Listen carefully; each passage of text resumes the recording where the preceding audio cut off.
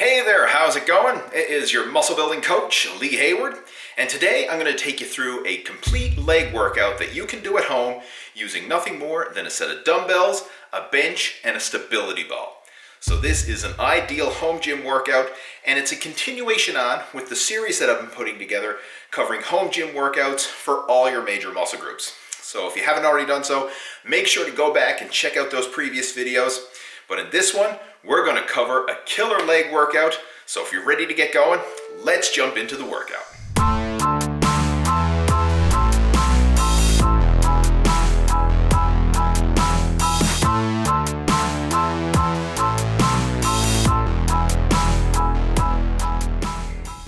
And we're going to start off the leg workout with some deep knee bends. And this is a great overall warm-up exercise for the legs. It's going to work your knees through a full range of motion, stretch out the quadriceps, stretch out those hamstrings, and again, it's a great overall warm-up.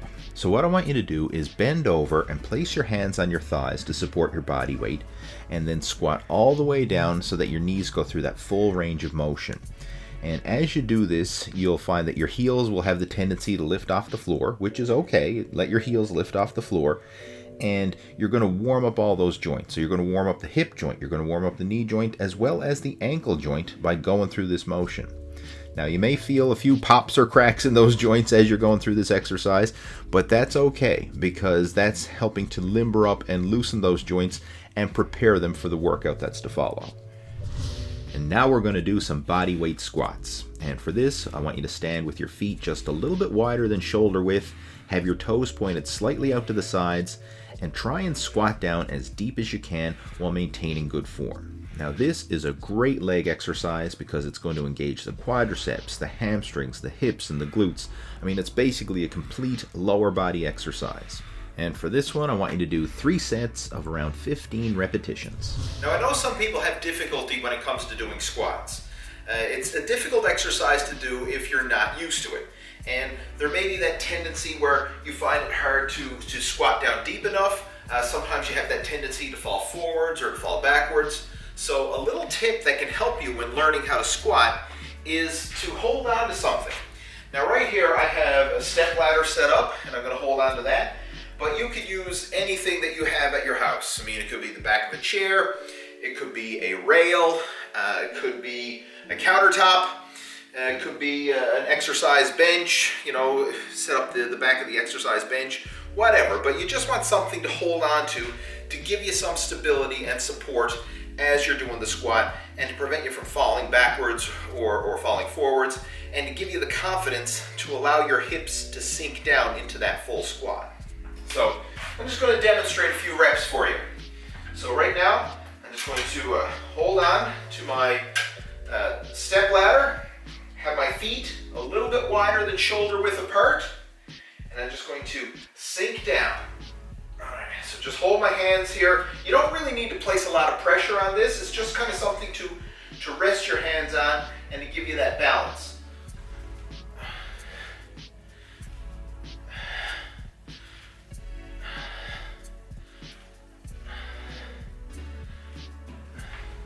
Now, if you're brand new to this, maybe you can only, squat halfway down. So that's fine. Maybe you can only go this far.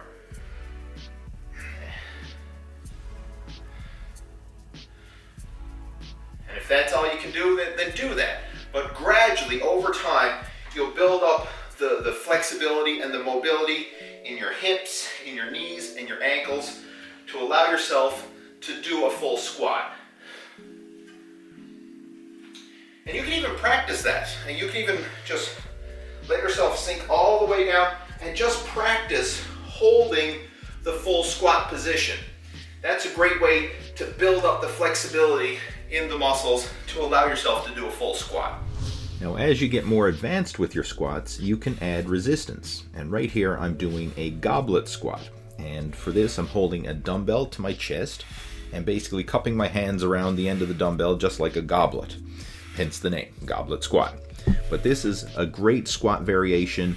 It's kind of similar to a front squat in that the weight is to the front of the body, and this is going to place more of the emphasis on the quadricep muscles. I mean, if you've seen people in the gym doing barbell squats, a lot of times they have the barbell on the back of the body, across the back of the shoulders, and that places a bit more of the emphasis on the glutes and the hamstrings. So where the weight is positioned, whether it's in the front or to the back, is going to determine where you're going to feel most of the emphasis. So this variation right here, the goblet squat, is a great exercise to place more emphasis on the quadricep muscles. And this next exercise is an advanced one. It is the split squat, and it's basically a lunge variation where you have your back foot elevated on an exercise bench. Now, this requires a lot of balance and stability because you're basically squatting with one leg at a time. So all those stabilizer muscles are going to have to come into play in order to balance and support your body.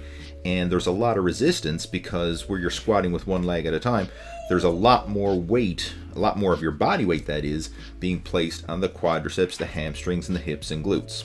So if you're a beginner and you're just getting started, you may want to save this exercise for later on down the road when you do have more balance and stability and the muscular strength to do it. But for those of you who are willing to give it a shot, this is a great exercise to really build up those legs. And the thing that I like about this one is it works each leg independently. So what you're going to find is chances are one leg is going to feel stronger and more solid than the other leg. So just like we have one hand that is our dominant hand, we also have one leg that is our dominant leg.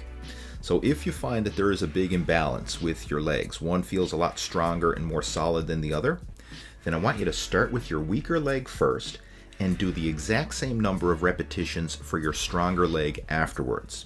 And what this is going to do is help to develop equal balance and proportion over time between both legs. Focus on building up the volume first.